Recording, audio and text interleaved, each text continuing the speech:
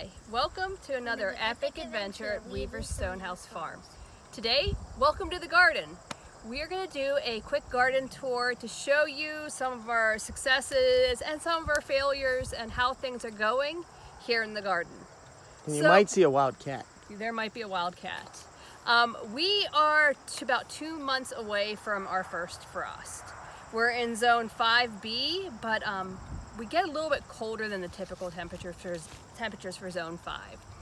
So right now in the garden, we have mums growing. We invested in an irrigation system this year, so we have the mums running on drip line and this commercial little spiders. Let's see if I can pull one out. We got like what, 3 footers or 2. We didn't have to get. We should have got shorter ones. So these I think it just turned off. These provide the mums with their water supply. We have it on a timer.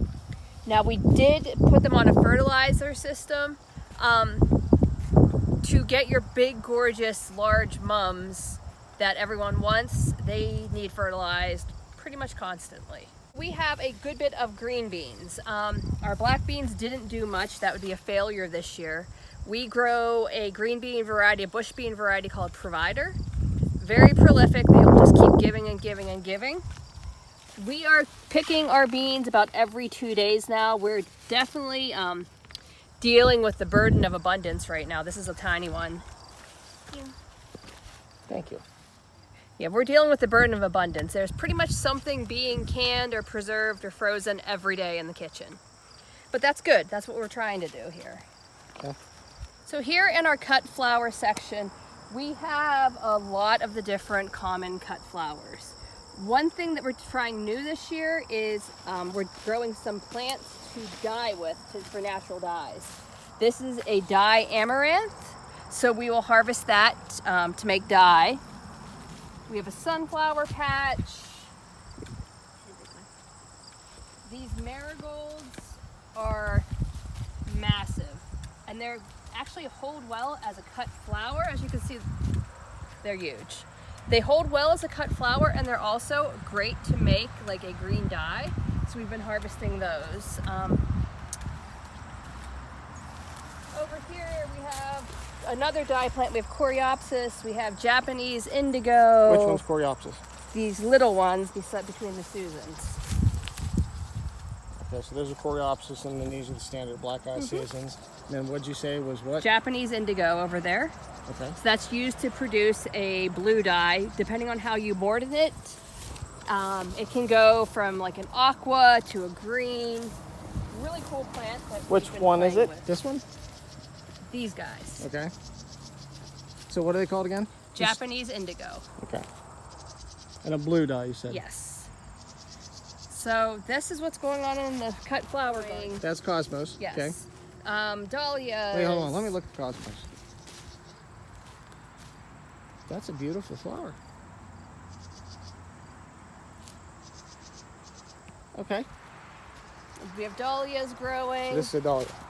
Yeah, most of these we started from seed, and we can pull the tubers up in the fall and just put them inside where it's cool and replant them next year. Nice. So it's almost like a perennial.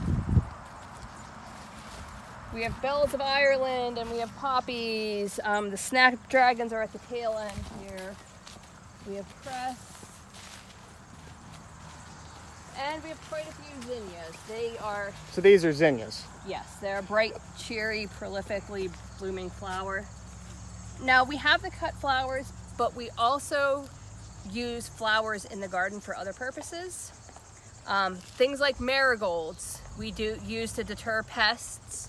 And I also like to use my flowers as breaks in between the different crops. Strong electric fence is a good deterrent. Yeah, strong electric fence too. Keeps Yeah. the deer out.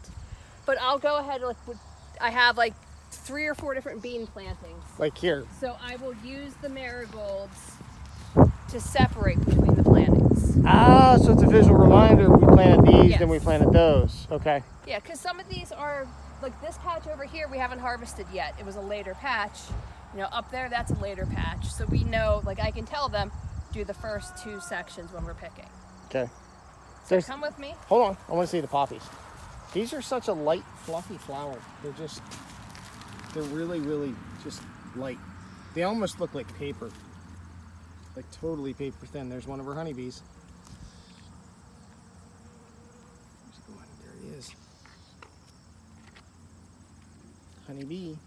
Melon and ground cherries. Those are ground cherries. Didn't get some of the stuff trellised like it should be, so we're just running with it at this point. And one of those ones on Those in are front of corn. cosmos. Those are cosmos in front of the corn. So those are all flowers in front of the corn. And then all the tobacco up through, and then gourds more tobacco. And squash and Gourds, squash up through. Okay. Beans. Lots of beans. Then the cat favorite. yes, we have the catnip containment system here. We uncovered it, and he almost killed the catnip, so It it's stays covered up. caged. It's He caged. can get near it. He can get in it, and it's poking out now, so Yeah. everything's good in moderation. Yeah. And then there's the marigolds, the big ones. And then those are, what are those again? Those are just petunias that Petunias. Molly planted. Okay. Okay, we have potatoes along the edge here, not in the tarp. So they're Okay. mulched, and we just kept mulching them with the hay. So they're starting to die back, so we'll be harvesting them soon. Dill. Okay, I know. yep, we have herbs and dill and some kale. Kales, so these are Onions. kales. Let me walk over the onions. So onions, lots of onions. So as you can look down, you can see that the onions are also separated by either flowers or lettuce, because there is a pest that comes after onions. It's an onion maggot. Right there. So okay. if you put a break, if you don't have a break in your row, it will just go from plant to plant to plant to wipe out your whole crop. But if you put a different plant in between, it will stop it. So you might lose part of a section, but you're not going to lose everything. And then you got the fan favorite here. Bok choy. There It's you getting go. kind of big, yeah. Yep. Okay. Okay, so I have chamomile in here and basil. Which one's chamomile? This guy. And you good got a for special tea. harvester for that with the little finger Yep, with thing. a little comb. Chamomile tea. And then this is all the basil. This is basil. I love the smell It's of the not basil. doing great this year. Last but- year it went crazy. We have a pile we saved. Yes. There are things that have done great and there are things that haven't. And with any time you have a garden, you're going to have those years that things do great and things happen. So, okay, so we did a sprouting broccoli. I think this was Calabrese green sprouting. And the difference between that is a lot of commercial broccoli will give you one head, one nice big head, the broccoli crowns that you buy at the grocery store. Where these, you'll pick little tiny bites of broccoli all season long. So it depends on what you want it for. For your fresh eating, we've been using this, but I did try some head varieties that I'm gonna do in the fall in the greenhouse to see if I like those better. In this bed, we also have cabbages and Brussels sprouts, which our Brussels sprouts really are not looking that impressive this year. They're not very getting that tall. short. They're short. Yeah. Our cabbages are looking good. We have some cauliflower over there, some onions up there that we need to harvest, and some So why did peas. we do this over here? Okay, so we did this. This is separate because this is plain as day separate. We've got some that we pulled stuff. What do we have up here before? We have an herb bed up there. We've had garlic in here before. Yeah, but this is separate out of the main patch that I So, normally rototill. Every year, I would have my Brussels sprouts in the main garden, but come September, October, when everything is, slowing down for the year, and we want to pull that tarp to get a cover crop in, the Brussels sprouts weren't done yet. Brussels sprouts are an extremely long-lived crop. Yes. I want to say they're like 120 days, and they can They'll even take take a some hard frost. freeze. Yeah, they'll even take some snow. Some people say they actually get better with that hard freeze. Yeah. So we were always waiting to pull the tarps up to get the cover crop in. But then we couldn't For the get Brussels sprouts. But then we couldn't get the cover crop in Yes. because it was too wet. It got so late cold. that our cover crop didn't do anything. Because we get got it in snow too at the end of late. October. So we decided this year, this is my early spring area. So the things that you can put out in the early spring, the broccoli and cabbage and onions and peas, that's where this goes. Okay. And it has worked out. I've been happy. I'm probably going to end up doing a soil test. Now, some people test the soil, some people don't. We like to every once in a while. Every once and again, because as you can see, there must be something wrong. My Brussels sprouts are Short. very short. Yes. Because it's hard. When you have a small garden, it's really easy to go and buy some compost and spread your compost. It's hard to get enough compost For a commercial scale. to cover a garden this big. So there are some great natural fertilizers out there, but you just need to know what your soil needs. Now, we're in Pennsylvania, so we go through Penn State Cooperative Extension to do our soil tests. I think it's like $9. You do the soil and then the test, shipping. and you ship it into them, and you get your report back. Yeah. So we did a report for our garlic bed because our garlic was dismal this year. Now, part of that I think was the weather, 750 heads. but a lot of them didn't do great.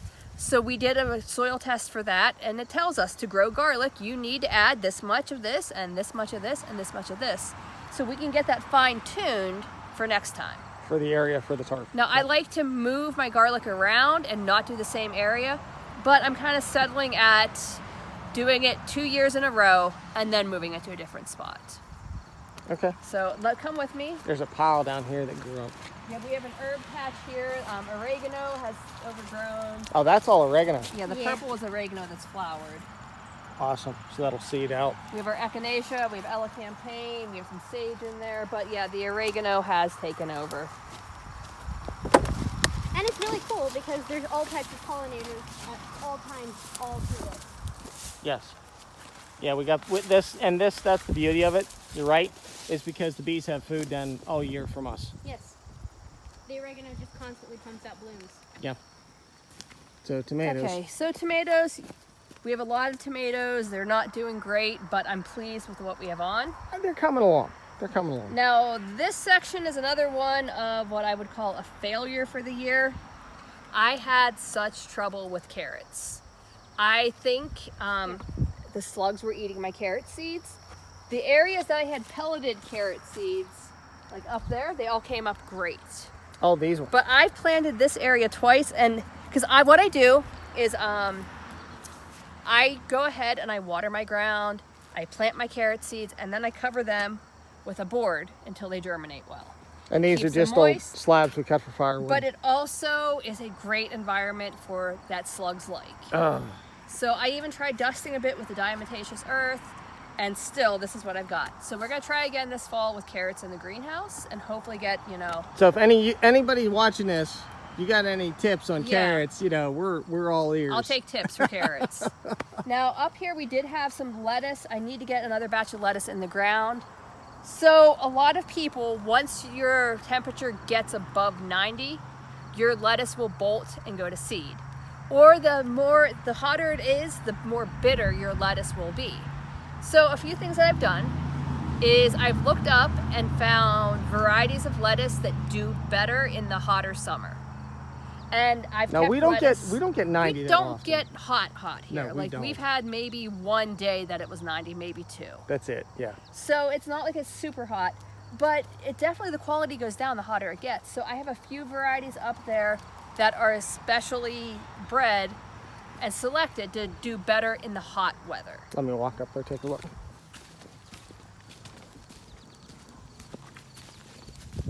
I can list the varieties in the comments if you're interested. I think there's Starfighter and Prismatic.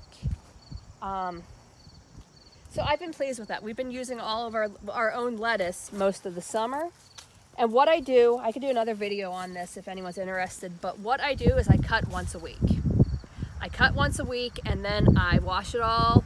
Now if you soak your lettuce in cold water, it will take some of that bitterness out.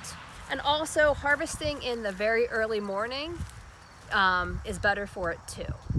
So I soak my lettuce in cold water, I spin it out in the salad spinner, I let it dry on some tea towels, and then I bag it up with the towel in the bag or in the container, and it will last about a week. So I've been very pleased with the lettuce. That's been something good this year. Okay. Okay, so down there's more peas. There is a different variety of beans, dragon tongue beans, and Our there's favorite. parsnips. Dragon tongue beans, parsnips, and then These are more tomatoes. now I didn't have time to cut steaks this year. I bought steaks. These are 5-footers. and I was sitting there. They had 6-footers to buy. I should have bought the 6-footers. Yeah, Why? Why should I have bought most of our 6-footers? tomatoes are indeterminate, which means they will keep growing and growing and growing. So the height of them is not determinable. It'll keep going. Like, it's not going up. to stop right here. It's going to keep going. So I've been looking at, I'm probably about ready to top these off, to cut off the tops so they start putting their energy into ripening the fruit. Okay. Okay, what else do we have going? There's a pile of tomatoes through here. Yes. We have like Take down 100 here. sides. We have, what, over 100 tomato plants? I have 100 tomato plants, 103, 102 now. Yeah. Okay, so through here we have cucumbers that did not get trellised. I'm trialing several different varieties again. I have greenhouse ones. I have some of the old favorites, the Boston pickling. It's gonna make me really sad, but this is my corn. We had a very, very dry spring. We had about 6 weeks with no rain whatsoever. And it's been a very kind of wet summer after that, and a very wet. cold. Wet and cold. So our corn, I was literally out here watering it to get it to germinate. Like, I babysat that corn. We hand watered it because we didn't have the irrigation set up on the well yet, just the tank. And we got it to germinate, but it's not great. It's been too cold. Corn likes a nice warm night to grow. And we've had cold nights. We've had, like, we've made it this far this year without air conditioning. Yeah. It actually, corn, if you look at germination days for corn, where we live, we barely have enough days for corn To mature. to mature properly. Because I was at a field corn day a year ago, 2 years ago, whatever it was, and I was paying attention to that on the different rates they had in the fields. Now, most of it was typical field corn grown for cattle, but you can still cross that over and go, wait a minute, we almost don't have enough time for that. So we have to be careful with which varieties we grow. Now, I'm not growing in a field, I'm not covering it, I'm not rushing to market, but I still want to make sure I get that corn harvest in. So this year we did 2 different varieties. One was a 67-day, the other one was a 70-day. And then I spaced out. I have like a third that's ready early. I have another third that's gonna be like 2 weeks later. And most likely this year they're all gonna hit about the same time, because sometimes corn happens like that. You can see, we've got silk showing, so It can fill. it can fill. Like some of these guys, like this is looking pretty good. Now, it's a nice long ear, but it's gonna take another, probably about 2 weeks for that to fill out and be ripe. And this is just my first variety. So like I said, there is more. We're definitely not gonna have a bumper crop of corn this year, which is frustrating, but that's okay. We'll have enough to eat. We'll have enough to eat. And that also goes into my planning. Now, it's hard to figure out how much you need of anything when you're trying to preserve. There aren't a lot of calculators out there that you can put in, for my family size, I want to, grow this many bean plants or this many corn plants to preserve. So I always shoot for at least 1 per week. So I want 52 bags of corn. I want 52 quarts of beans. Now, lately, I've started going above and beyond that. Last year, I did 70 quarts of beans. Last year, I did 65 bags of corn. So if I go a little bit beyond, that's going to keep fresh more than a year. That corn is still good to use at a year. So it gives me a little bit, flexibility and safety, that say if I don't have enough corn, if I'm short this year, I still have enough to make it through. Okay, so these were planted this spring. We let them get away a little bit, so we're working on weeding them out. These will do the bumper crop of strawberries next summer, next June.